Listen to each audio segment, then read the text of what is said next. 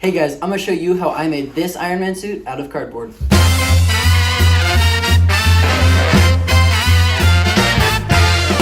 As a cardboard creator, it's always been my dream to create my very own Iron Man suit, and I would love to share my journey with you guys. Here we go. This summer, I decided to watch most of the Marvel Universe, and I loved it. I've gotten really into Iron Man, so when my parents bought me this arc reactor, I was overjoyed.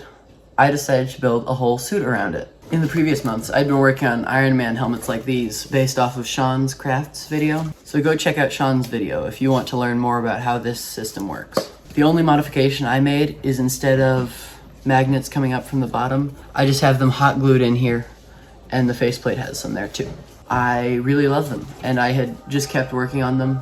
As you can see, this is an unfinished one right now.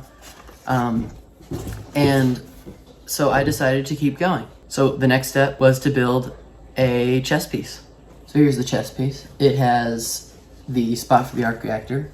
I'll show you more about that later. It has a back and some shoulder pads.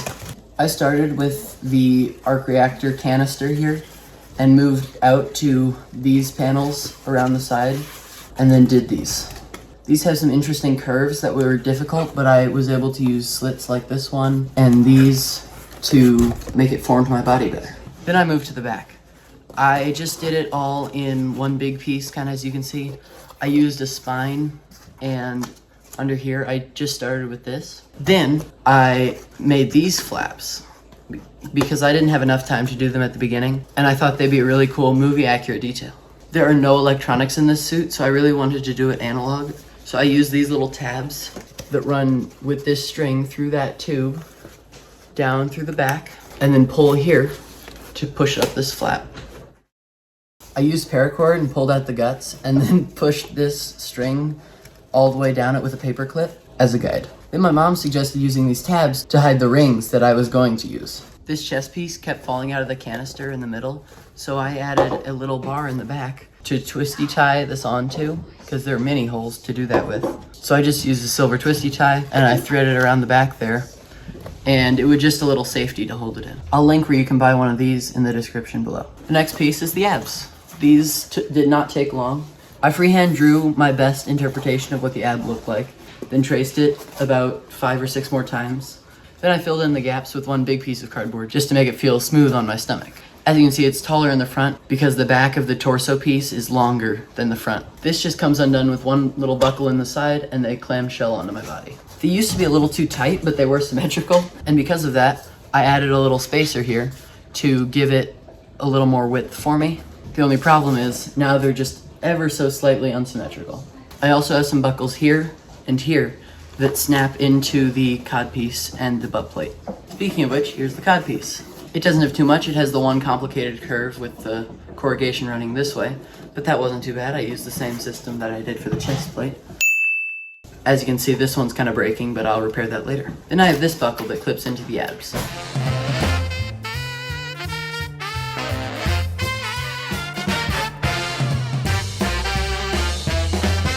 I made it adjustable so that it could just have a little bit more variability. This is the butt plate. It is very similar. It has that same buckle. I added some wire reinforcement here and here to keep this part stiff and not flapping. I added some little details to cover seams and ugly bits of the cardboard. And of course I had to make that symmetrical so it's on the other side too. Now the arms. I just started with this bicep piece and my arm just slides easily in that part. As you can see, I started with just a form to my arm. Then I put the bicep piece on and just attached it directly to the initial tube. I was having some trouble with this elbow piece, so I just decided to attach it directly to the bicep. This piece is pretty much just a cardboard tube with this one little detail, and I cut it so it jointed with the bicep piece. Then, to joint it, I used this kind of double joint so that the initial joint would not have to line up perfectly with my elbow. I used tape and brads just to put it in there pretty easily. As you can see, it's kind of breaking, but that will have to be fixed up. And to clasp it, I just used Velcro here. And as you can see, the other side is just a mirrored version of that. Time for the legs. I started with this thigh piece, and again, started with a form to my thigh, and used this front shape to just give it a little more detail. Same with the side and back piece. Then I used this hip pod that's not actually attached to anything, but it would be a hinge on the actual suit. Then I moved to the calf. This one is not actually formed to my body.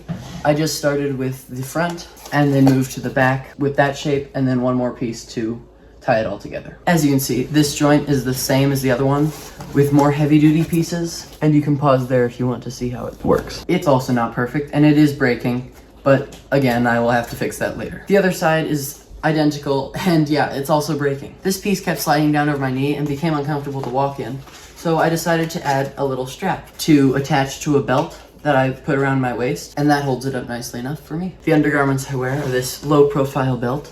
Again, I'll link it in the description.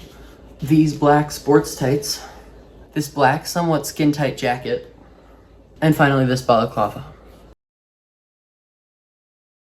This is how it's supposed to fit, but I pull this down so that people can see my face in the suit. This has a really nice long neck to cover up that neck gap that would be there.